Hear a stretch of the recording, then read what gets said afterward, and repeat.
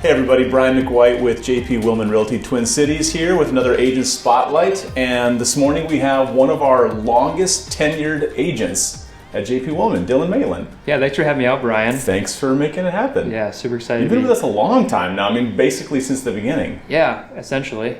We were just talking before the video started about the trials and tribulations of being a dad. Yeah. And how we both used to be, 5-6 plus workout a week guys, and then for me, kind of middle kid age came along. 13, 11, 7 are my kids, and it's just kind of like with work, where do I find the time? And then you had twins drop on you and Tara last year. Yeah, we had twins pop in the picture 9 months ago, and as far as the workouts go, you just try to get them in a couple days a week, and that might look like just some push-ups while you're watching Shark Doo-Doo or something. And see, that's where I think I'm probably not being as efficient as I could be. When the kids are watching the shows or whatever, I feel like I should be trying to get a couple sets of push-ups in. Yeah. That's smart. And I've been having some conversations with some of our ownership here at the brokerage about, how kids in a way craft you to be more time management and teach you to be more effective. Because when it's just you can kind of, in a way, cowboy it. Yep. But the kids in a way have really kind of honed me and be more focused, because that's something I naturally am not gifted with, is narrow focus. And Sure. So that's been helping to kind of craft life in a way that is going to be more conducive for family. But ironically, it's also helping in business. So Yeah. I can't exactly say being a dad is hurting me any. Yeah. In business sense, I think it's actually pushing me to be better. Well, let's talk a little bit about real estate. All right. Like I said, you've been with us for almost since the beginning now. Tell me a little bit about what got you into real estate to begin with. Yeah. And then how did you end up with JP Willman? So my grandfather owned a brokerage for about 35 years. Your grandfather owned a brokerage? He did. I didn't know that. Up on Lax Lake Realty. He started that way back in the 70s. Okay. My uncle followed his footsteps, and my first year was with him. Okay. So it seems to be a family lineage, and then the other side of the family is construction. So yeah, and then blood. My sister, she followed with me on her first year of her bit, and now she's on her own. So she's doing great too. Yeah, and I was 20 when I got licensed, so I was just ambitious to get into something. Yep. And my uncle's like, join the brokerage, and frankly, I didn't know any better, and off we went. Yeah, I mean, you really had a lot of early success. What do you attribute that to in your first few years? I spent a lot of time on the phones. I mean, being that I was so young, I didn't have any friends that were buying or selling, and it was hard to win the favor of my friends as parents. So I was just picking up the phones, cold calling, door knocking, just trying to be as scrappy as I could to find anybody who would give me a chance, and anybody who did, I would give it my all, and that soon grew. In a matter of a couple of years, I was pretty much off and running all on my own. So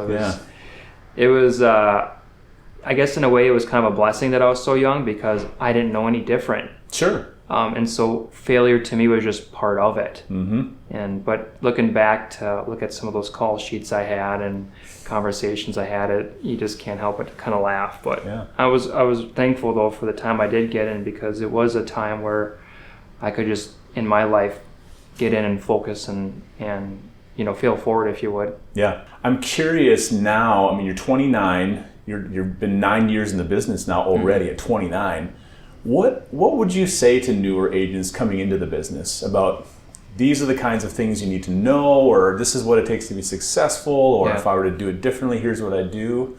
What would you say to a new agent coming in the same position you were, 20, 21, 22 years old, trying to make it in real estate? I think my experience is a lot like most realtors when they get in. You're just so excited that you're hungry for everything, and so you stretch yourself thin chasing multiple opportunities versus just hunkering down on one or two faucets and really give it your all in that. So that would be my biggest recommendation, and it's still something I struggle with today, is just to find some focus? Find some focus, and decide on what are you good at, what do you enjoy, and then craft your business around that. Because if you're holding open houses and you don't like holding open houses, well, don't hold open houses. You're going to burn out. Exactly. If you're into networking, or if you're into whatever it is that you want to do that you feel best resides with you, that's where you got to go. But again, within that, you need to create a business plan around your activities. Otherwise, you're going to be chasing 4, 5, 6 different faucets to get business. Yep. And you will get rewarded for those things, but at the end of the day, you will do more, and you'll have a little bit more consistency if you just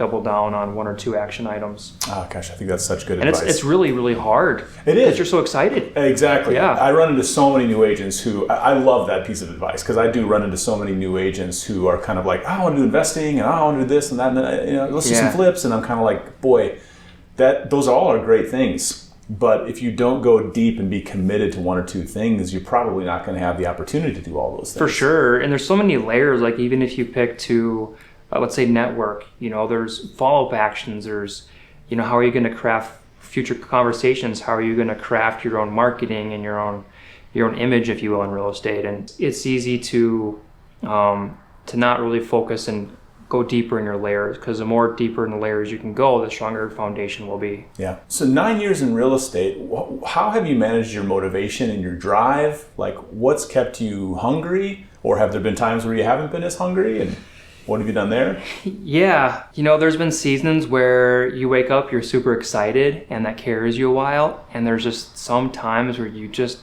want to throw in the white towel. And there's a phrase my dad told me early on when I was struggling with, the ups and downs of real estate. And my dad, he worked heavy highway construction. And I worked 3 years for him. It's hard work, long days, tough hours, and you're away from home. And I'm like, Dad, how do you make it through? Because it feels like my job's a lot easier than yours, because I've worked your job for 3 years. And he says, you know what? You just got to put on your boots and go to work. At the end of the day, you can't get around that. Yeah. So he goes, in the days that you're feeling defeated or you're feeling unmotivated, it's like you just got to strap on your boots and get back to work. Yeah. And so that's carried me a long ways. And I think to have that humbling start to begin with, where, I was working heavy highway construction, it's tough. Mm-hmm. I have a lot of respect for those people out there doing that. You just look back on what you had to do to make a living then versus now. I can be in air conditioning, I can be in clean clothes, I can not abuse my body to earn a living. Mm-hmm. So in those times where it's tough, I got to look back and then remember where I was and where I am. That's a great perspective, just kind of being aware of where you are and aware of how great it is to be able to do what you do. Yep. A lot of agents, including myself, I think, can have a hard time of having to carry this image of do more, be more, look at me, I'm better, because it's kind of a self-esteem industry. Mm-hmm. It's hard to humble yourself and to remember, like, this is a good career to have. Yeah. And sure, everything may not be going perfect for me right now, but I'm ahead of where I was last year and the year before, and I'm not on a bridge. So everybody has their own starts and their own stories, and I think it's important that we reflect back on that and why we're here now. Yeah, I agree. What are some of the biggest challenges and hurdles that you feel like you've had to overcome, either in your work or personally, to be able to do your work? Yeah, as far as work, it was always just like a logistical error. I could have spent money in this marketing, but I didn't. Mm-hmm. I could have spent more time networking or having more of a consistent follow plan, but I didn't. Those logical things just kind of make you frustrated, but they don't bring you down to your knees. Yeah. Life brings you down to your knees. My parents went through a nasty divorce. I lost my brother. Those are really hard, trying times when you want to just be left alone and be sad, but also you're having obligations in business. Yeah. So those are the hardest parts, I would say, is when life brings you to your knees. And the only way that I can say I even got out of that and through it was because of the mentorship that I had in my life from friends, people here at JP Willman, my family.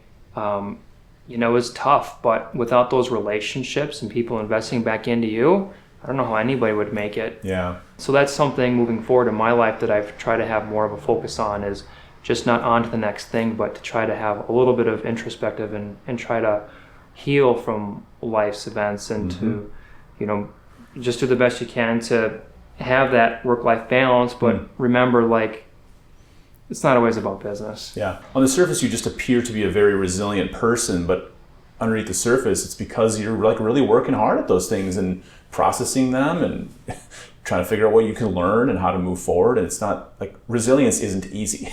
No. It's just, it's not like a something that you just have reserves of. You have to figure out how to be resilient in each moment that you need it, right? Mm-hmm. Okay, you talked a little bit about your relationships and mentorship and coaching and stuff at JP Willman. Has that been the primary reason that you've been a part of JP Willman, or what have you enjoyed about this brokerage and I'm curious too how you feel like it's helped your business. That's absolutely the number one reason why I came here and why I'm still here. Yeah. I've been a part of brokerages in the past, and fun environments, sales boards, and it's fun to be on top of there and compete. But what I was finding is, like, how am I doing? Like, to be performing is one thing, but to come to JP Willman where there's an environment of people that see outside of business and really care and that want to invest back into you on a mentorship and coaching level, and just not have an outcome result where you and I can talk about, all right, let's talk about business, but somehow it ends up not business, but it's going to benefit business. And it's not like, here's your sales, you need to get to the next level, and when you get there, you'll have this reward, etc.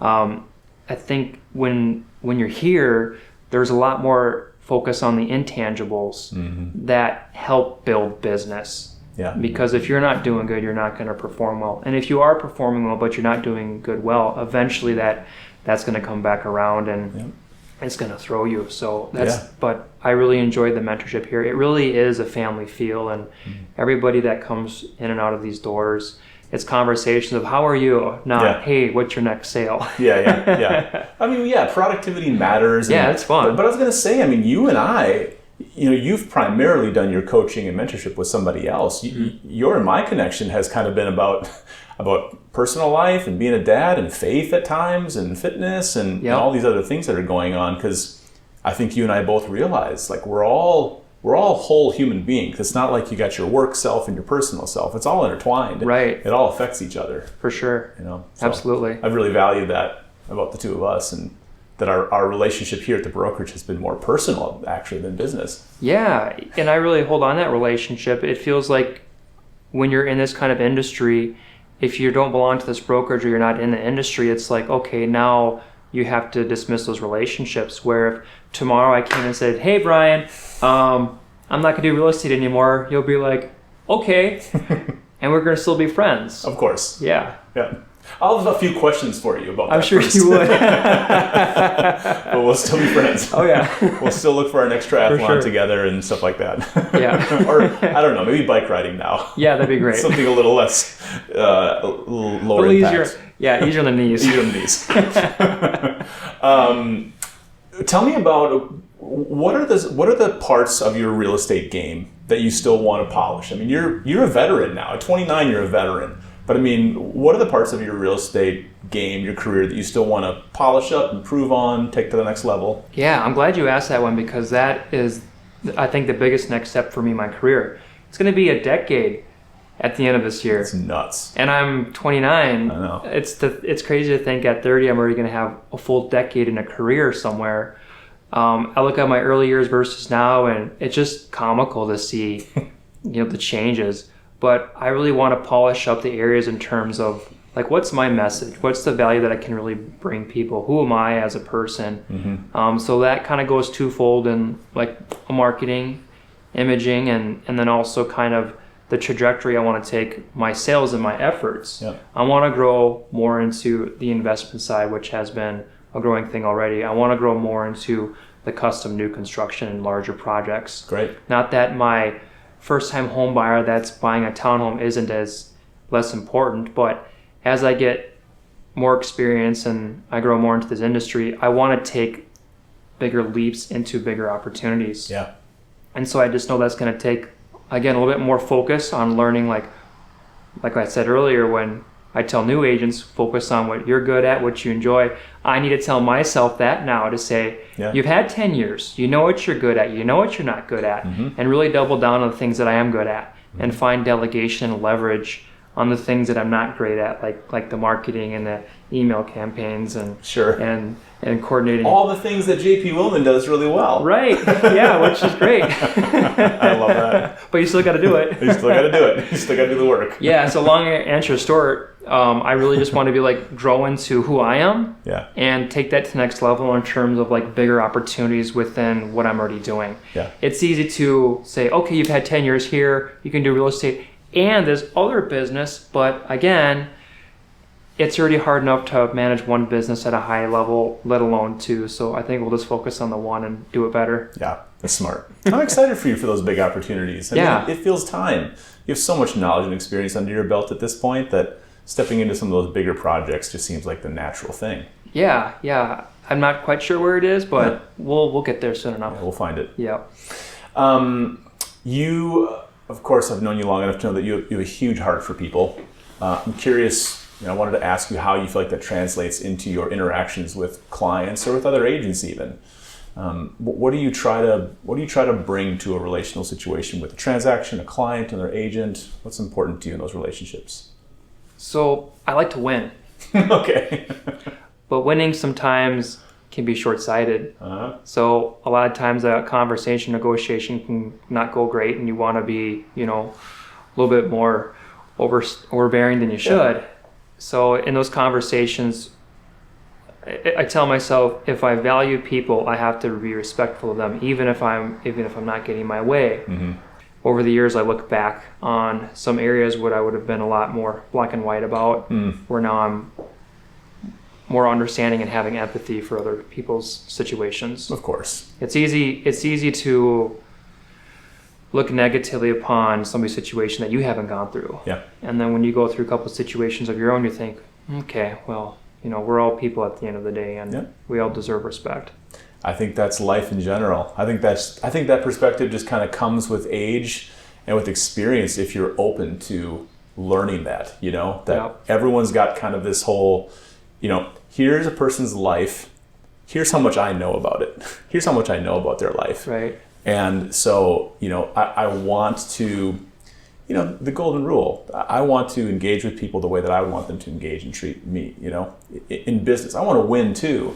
I want to do the best possible work for my clients, set them up in the best possible way financially and in their property and their holdings and things like that. But at the end of the day, that's not what I want my legacy to be. Right. I want my legacy to be one of kindness and generosity and having a human touch. Right. Dylan, thanks so much, man. I really appreciate you taking the time to do this, share your experience. I know your heart, and it's just great to capture a little bit of your heart for this industry and for people and what you want for your life. It's a pleasure to know you and to be in business with you. Yeah, thanks, man. And I'm really grateful to have you as a mentor in my life and a coach. And just to be here at the brokerage and be able to come in and have conversations with you, it means a lot. So I appreciate, aside from business, our friendship, and I'm looking forward to a lot more fun activities ahead for us. Yeah, I value that very much. Well, that'll always be the case, no matter what you do. Yeah. If you're interested at all in JP Willman, how we connect with agents, how we help them grow their businesses, how we do coaching and mentorship, I'm always interested in the conversation with you. Coffee, lunch, happy hour, anytime, it's on us, and love to make that happen. Dylan, thanks so much, man. I'm so appreciative. Okay, let me start that again. All of this, I feel like, okay, I'm gonna start one more time. I like your boots too. Thanks. DSW. It's a good looking shoe.